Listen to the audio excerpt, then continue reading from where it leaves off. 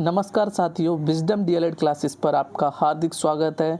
आज हम समास का टॉपिक कंप्लीट करने वाले हैं। आप किसी भी एग्ज़ाम को दे रहे हैं, अगर आप ये समास की क्लास ले लेते हैं तो चाहे आपका यूपी पुलिस का पेपर हो, एनटीपीसी का पेपर हो, रेलवे का हो, एसएससी का हो, किसी का भी हो, जीडी का हो, सब में समास का एक ही क्लास में आपके सारे समास का जो डाउट है आप अच्छे तरीके से समास समझ जाएंगे और आपका समास का कोई भी क्वेश्चन कभी जीवन में नहीं छोड़ने वाला है।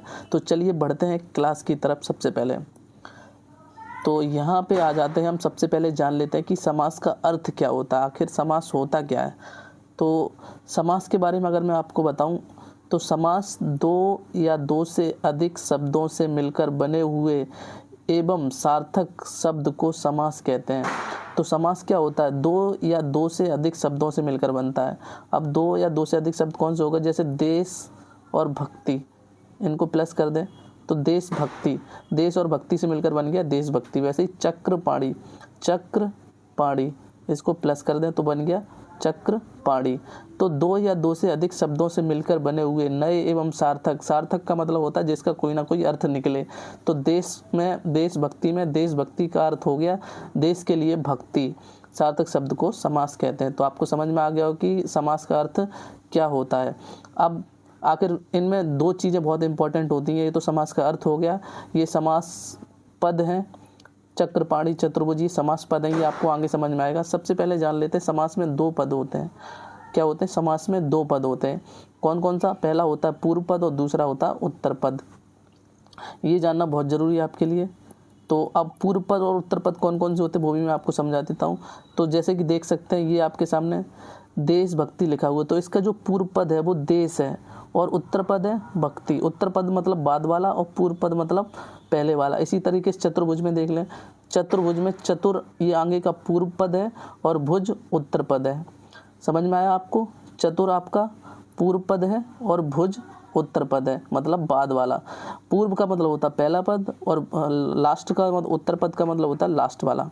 तो आई होप आपको समझ में आ गया कि समास में जो दो पद होते हैं वो पूर्व पद और उत्तर पद होते हैं। अब जैसे एग्जांपल आपको मैं दिखाऊं, यहाँ पे जैसे देशभक्ति लिखा हुआ है, तो देशभक्ति में देश आपका क्या हो गया? पूर्व पद और भक्ति आपका हो गया उत्तर पद। तो ये एग्जांपल से आप समझ में आए होंगे कि समास में पूर्व पद और उत्तर पद क्या होते हैं। अगर आप पूर्व पद और उत्तर पद समझ गए तो आपका समास का लगभग 90% आप समझ गए। आप कोई भी समास होगा आप 2 मिनट में आंसर निकाल के दे देंगे। तो समझ में आ गया होगा आपको कि समास का अर्थ क्या होता है, समास में पूर्व पद और उत्तर पद क्या होते हैं। अब आगे बढ़ते हैं आगे की स्लाइड में। चलिए अब बात कर लेते हैं। समास में दो चीज़ें और होती हैं, समस्त पद और समास विग्रह। जब समास आपके सामने आएगा तो वो समस्त पद के रूप में आएगा, जैसे राजपुत्र, रसोईघर, तो समस्त पद के रूप में आएगा और आपको जवाब देना होगा उसका, वो समास विग्रह करके देना होगा। अब जैसे राजपुत्र, तो राजपुत्र का समास विग्रह क्या हो जाएगा? राजा का पुत्र। इसी तरीके से रसोई घर, रसोई घर का समास विग्रह क्या हो जाएगा? रसोई के लिए घर, मतलब खाना बनाने के लिए घर, रसोई के लिए घर। राजपुत्र का राजा का पुत्र। तो ये दो पॉइंट आपको समझ में आ गए कि समस्त पद क्या होता है। समस्त पद के रूप में समास विग्रह आपके क्वेश्चन में आएगा और आंसर आपको समास विग्रह के रूप में देना होगा। आई होप आपको समझ में आ गया होगा। दो चीज़ें बहुत इंपॉर्टेंट थी जो आपको समझनी थी। पहला यहाँ पे मैंने पूर्व पद आपको बताया और दूसरा आपको समस्त पद और समास विग्रह आपको बताया। चलिए बढ़ते हैं नेक्स्ट स्लाइड की तरफ, जो कि बहुत ही इंपॉर्टेंट है। अब आ जाते हैं आपके समास के प्रकार, जहाँ से क्वेश्चन आपके बनते हैं। समास आपके कितने? 6 प्रकार के होते हैं। समास 6 प्रकार के होते हैं। 6 प्रकार ही आपको पढ़ने हैं और एक एक करके हम सारे प्रकार आपको पढ़ाएंगे। सबसे पहला जो आपका प्रकार होता है वो है अवयवी भाव समास। अब अवयवी भाव समास को आप किस तरीके से ले सकते हैं? अवयवी भाव समास को आप ले सकते हैं उपसर्ग की तरह। उपसर्ग क्या होते हैं? जो शब्द के आगे लगते हैं और नया शब्द बना देते हैं, तो वो उपसर्ग कहलाते हैं। उपसर्ग आप समझ गए तो आप समझे अवयवी भाव समास आप इजीली पहचान लेंगे। तो सबसे पहले पढ़ते हैं अवयवी भाव समास कहते कैसे हैं। तो अवयवी भाव समास के लिए एक मिनट यहाँ पे ये इरेज कर दूँ। तो अवयवी भाव समास किसे कहते हैं? जिस समास में पूर्व पद अवयव हो और पूर्व पद प्रधान हो वह अवयवी भाव समास कहलाता है। इसमें क्या कहा कि पूर्व पद, यहाँ पे एक मिनट, पूर्व पद मतलब पहला पद प्रधान हो और पूर्व पद प्रधान हो और पूर्व पद अवयव हो। तो प्रतिदिन से हम क्या बनाते हैं? प्रति साल बना सकते हैं। प्रतिदिन से क्या प्रति है, प्रति प्रधान हो गया आपका, प्रति साल बना सकते हैं। प्रति रूप बना सकते हैं, प्रति रूप बना सकते हैं। तो ये प्रति क्या है, ये प्रधान है, इससे हम बहुत सारे शब्द बना सकते हैं। तो जो शब्द आगे लग के बहुत सारे शब्द बना देगा, जैसे यथाशक्ति, यथा अनुसार, अनुरूप, अनुरूप से क्या क्या बन सकता है, अनुकूल, अनुकूल, अनुसार, अनुसार, तो अनु से इतने बन सकते हैं। तो जो पहला पद होगा उससे बहुत सारे शब्द बनेंगे, और जिस पहले शब्द से बहुत सारे शब्द बन रहे हैं तो आप समझ जाएं वो क्या होगा, आपका अव्ययी भाव समास होगा। जिस पहले शब्द से बहुत सारे शब्द बनने लग जाएं, मतलब कि उपसर्ग का, वो उपसर्ग का पहला पद जिससे बहुत सारे शब्द बन जाएं, तो आप समझ जाएं वो आपका क्या है, अव्ययी भाव समास। आई होप आपको समझ में आ गया होगा कि अव्ययी भाव समास क्या होता है। अव्ययी भाव समास का मतलब सिर्फ इतना ही है कि उपसर्ग का पहला पद, उपसर्ग का पहला पद जिससे बहुत सारे शब्द बन जाएं, वो हमारा क्या हो जाएगा, अव्ययी भाव समास कहलाता है। चलिए, आप अव्ययी भाव समास पढ़ चुके हैं, आपको समझ में आ गया होगा। आप चलते हैं नेक्स्ट स्लाइड की तरफ, जो कि है तत्पुरुष समास। अब तत्पुरुष समास क्या होता है, जिस समास में पूर्व पद विशेषण होने के कारण गौण तथा उत्तर पद विशेष होने के कारण प्रधान होता है, वह तत्पुरुष समास होता है। तो इस डेफिनेशन पे आप मत जाइए, इस डेफिनेशन से आपको कुछ समझ में नहीं आएगा। आपको करना क्या, तत्पुरुष क्या होता है, आपने विभक्ति रूप पढ़े होंगे, कर्ता ने, कर्ता ने वाला, कर्ता ने, बस इसको आप छोड़ दें। बाकी अगर आपको याद है, कर्म को, कर्म को, करण से, अगर ये आपको याद है, एक मिनट, अगर ये आपको याद है तो आप तत्पुरुष समास बहुत इजीली से सीख जाएंगे। तो अब तत्पुरुष समास होता क्या है कि जब भी आप उसका समास विग्रह करेंगे, मैंने कहा था कि समास समस्त पद और समास विग्रह आपको बहुत समझना जरूरी है। तो ये क्या है, ये है आपका समास समस्त, एक मिनट,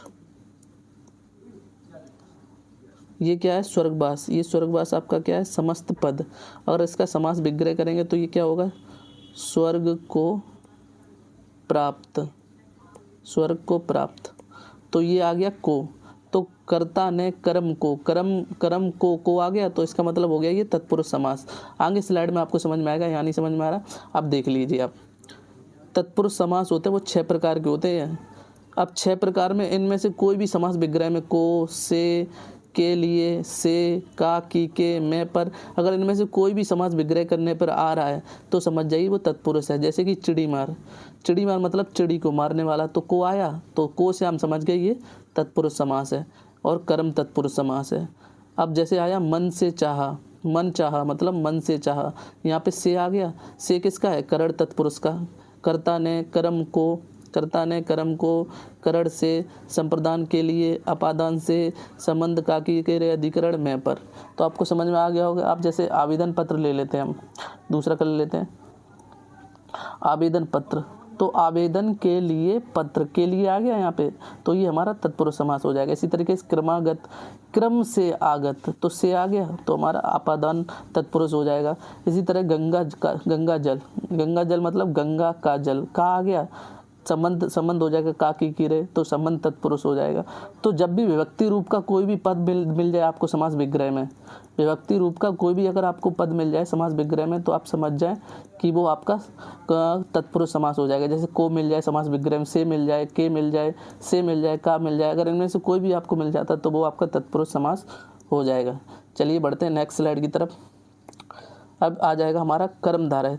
अब तत्पुरुष आपको समझ में आ गया, अब पढ़ लेते हैं कर्मधारय समास। अब कर्मधारय समास क्या होता है, जिस समास में पूर्व पद, उत्तर पद एवं विशेष, एक मिनट, जिस समास में पूर्व पद व उत्तर पद विशेषण विशेष का संबंध होता है, जिसका उत्तर पद प्रधान हो, वह कर्मधारय समास कहलाता है। इसका मतलब ये है कि पूर्व पद और उत्तर पद में विशेषण विशेष का संबंध हो, मतलब कि पहला पद विशेषता बताए लास्ट पद की।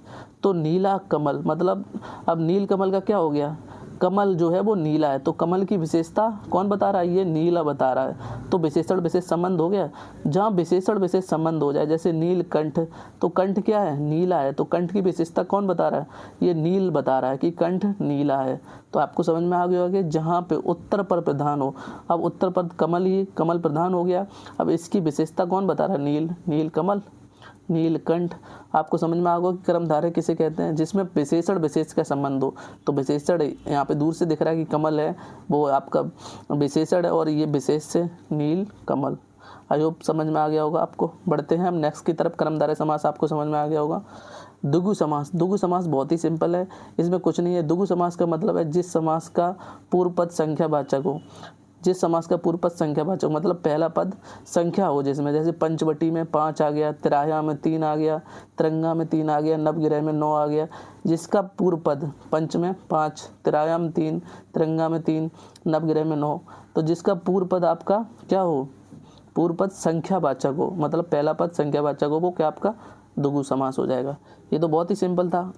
चलिए आगे एक और 5वें पे पढ़ते हैं, द्वंद्व समास। ये और भी सिंपल है। द्वंद्व समास में क्या होगा, यहाँ पे गंगा यमुना माता पिता पाप पुण्य दिन रात ऐसा आएगा, बीच में डैश लगा होगा या और लगा होगा, क्या होगा, द्वंद्व समास में डैश होगा या और होगा।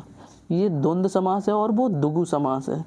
दुगु दुगु जब आए तो समझ जाओ संख्या, मतलब दुगु का मतलब 2, तो संख्यावाचक। और जब द्वंद्व आए, द्वंद्व मतलब अंधेरा दिखाई ना दे, तो मतलब कि गंगा यमुना माता पिता पाप पुण्य, समझ में आ गया होगा। दुगु मतलब 2, द्वंद्व मतलब कुछ दिखाई ना दे, मतलब गंगा यमुना माता पिता पाप पुण्य।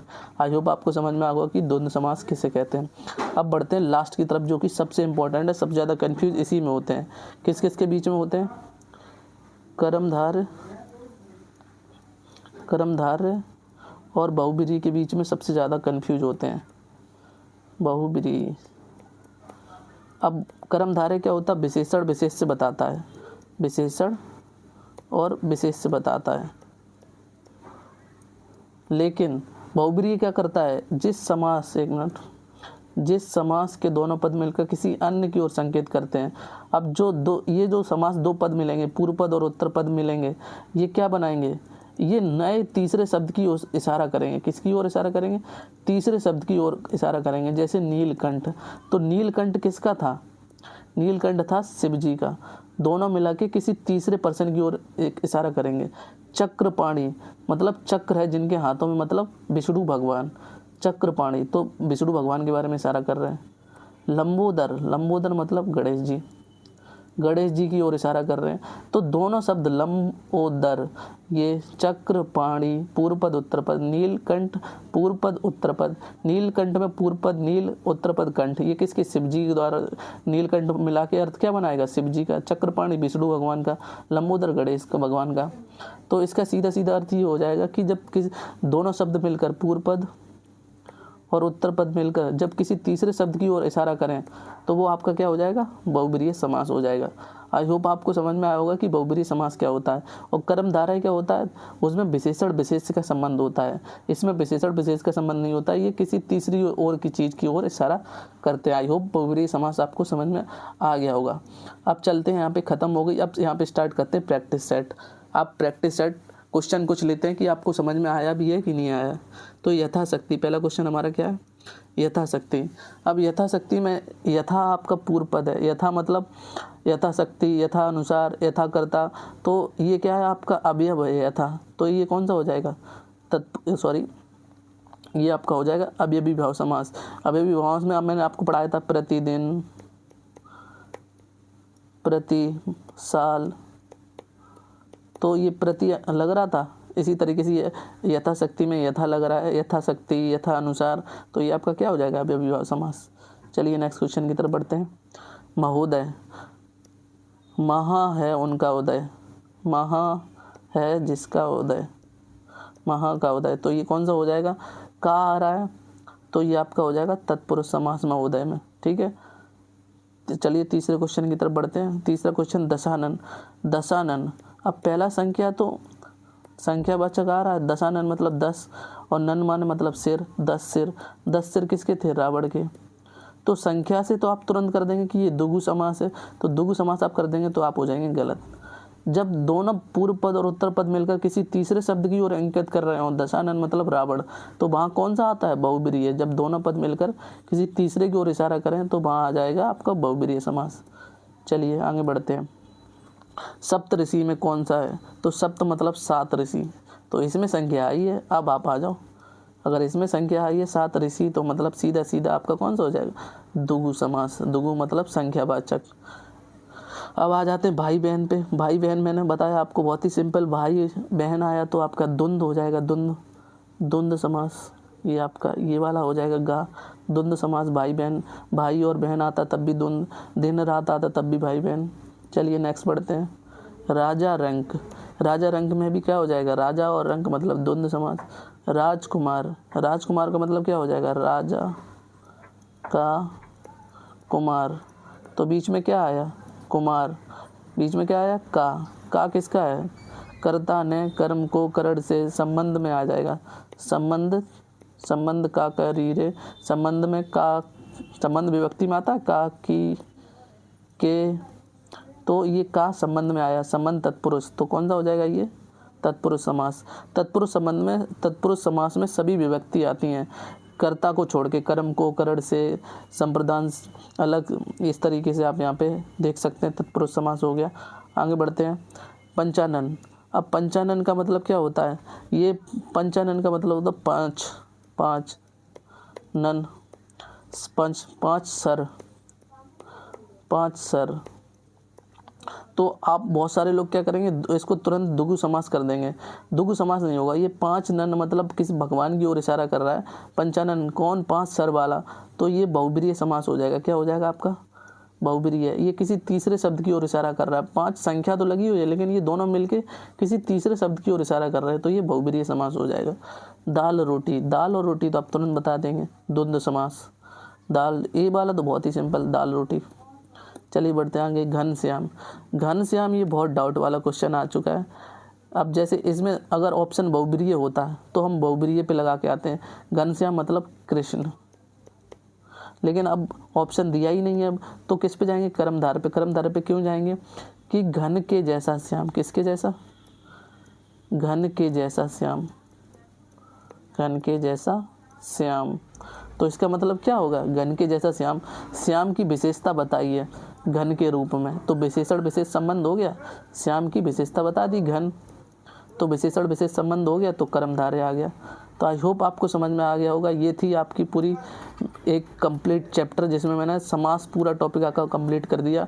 आई होप आपको अच्छे से समझ में आ गया होगा। अगर आपको नहीं समझ में आया तो एक बार क्लास को रिपीट करके ज़रूर देखें, आपको पूरा टॉपिक अच्छे से समझ में आ जाएगा कि क्या, कौन सा समास किस प्रकार कहलाता है। इस पर्टिकुलर वीडियो में इतना ही, मैं मिलता हूँ एक और फ्रेश वीडियो में, तब तक के लिए बाय बाय।